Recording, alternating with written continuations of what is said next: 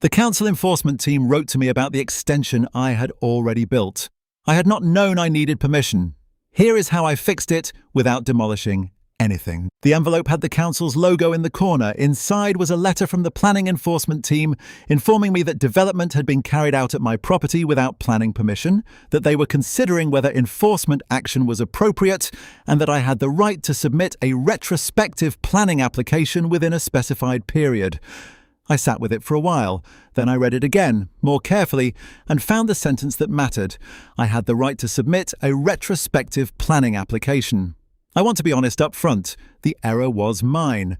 I had assumed, based on something I'd half-read online, that my rear extension fell within permitted development rights and didn't require an application. I had not checked carefully enough. I had proceeded without checking. The extension had been complete for 8 months.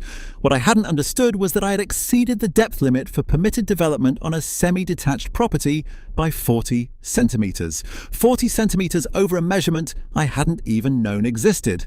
But the letter wasn't a demolition notice. It was an invitation to regularise. A retrospective planning application, sometimes called a regularisation application, allows you to apply for permission after the fact.